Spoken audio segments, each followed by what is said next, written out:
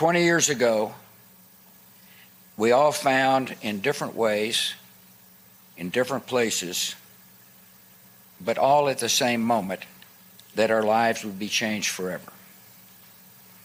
The world was loud with carnage and sirens, and then quiet with missing voices that would never be heard again.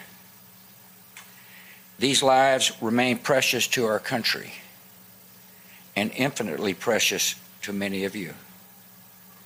Today we remember your loss, we share your sorrow, and we honor the men and women you have loved so long and so well.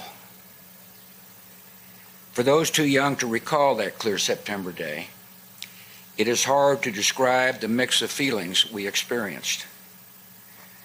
There was horror at the scale of destruction, and awe at the bravery and kindness that rose to meet it.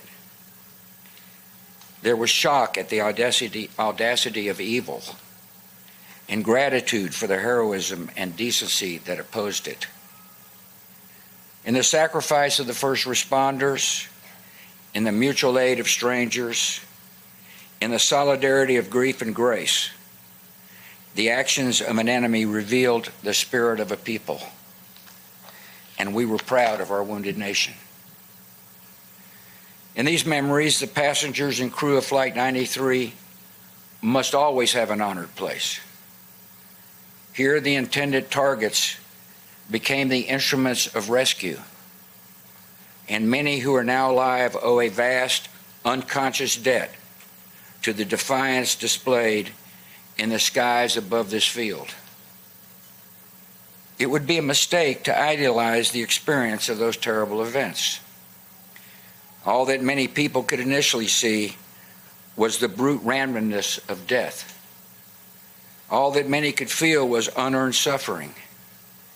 All that many could hear was God's terrible silence. There are many who still struggle with a lonely pain that cuts deep within. In those fateful hours, we learned other lessons as well. We saw that Americans were vulnerable, but not fragile. That they possess a core of strength that survives the worst that life can bring. We learned that bravery is more common than we imagined, emerging with sudden splendor in the face of death. We vividly felt how every hour with our loved ones was a temporary and holy gift. And we found that even the longest days end. Many of us have tried to make spiritual sense of these events. There is no simple explanation for the mix of providence and human will that sets the direction of our lives.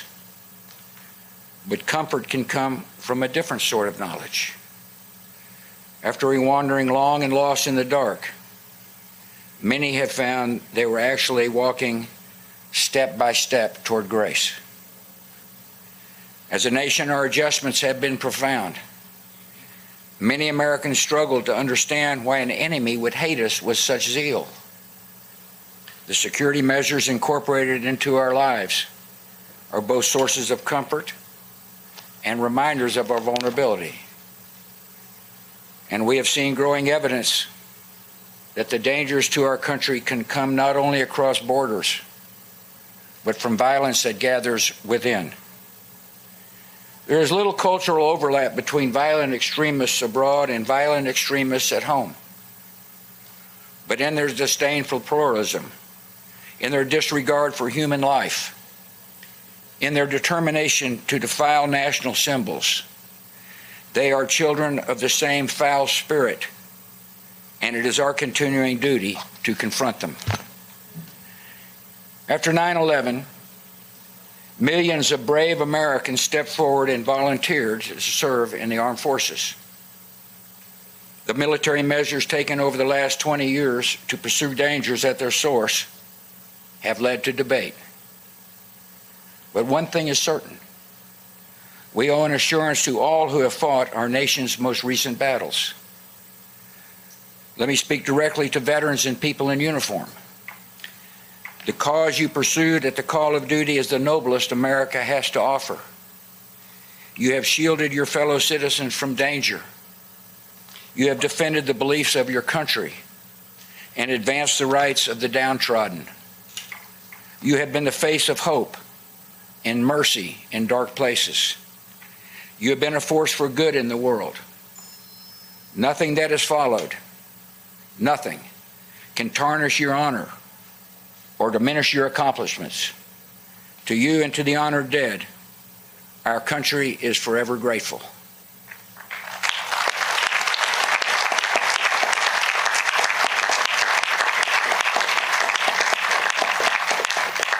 In the weeks and months following the 9/11 attacks, I was proud to lead an amazing, resilient, united people. When it comes to the unity of America, those days seem distant from our own.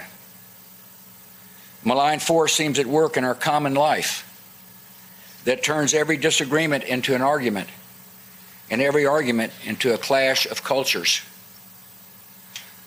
So much of our politics has become a naked appeal to anger, fear, and resentment. That leaves us worried about our nation and our future together. I come without explanations or solutions. I can only tell you what I've seen. On America's day of trial and grief, I saw millions of people instinctively grab for a neighbor's hand and rally to the cause of one another. That is the America I know.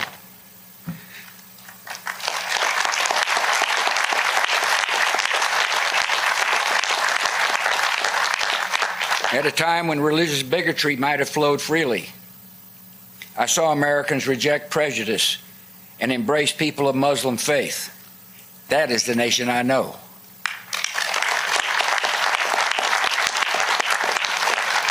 At a time when nativism could have stirred hatred and violence against people perceived as outsiders, I saw Americans reaffirm their welcome to immigrants and refugees. That is the nation I know.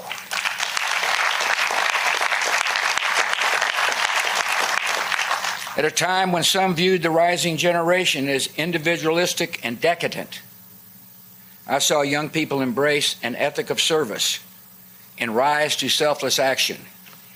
That is the nation I know. This is not mere nostalgia. It is the truest version of ourselves. It is what we have been and what we can be again. 20 years ago, terrorists chose a random group of Americans on a routine flight to be collateral damage in a spectacular act of terror. The 33 passengers and 7 crew of Flight 93 could have been any group of citizens selected by fate. In a sense, they stood in for us all.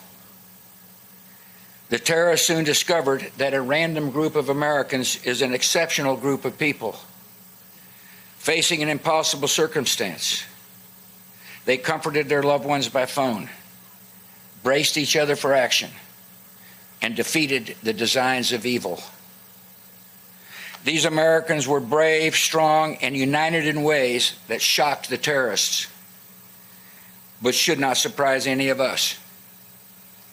This is the nation we know.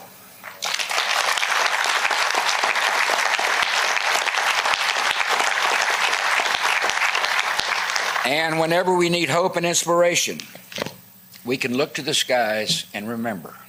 God bless.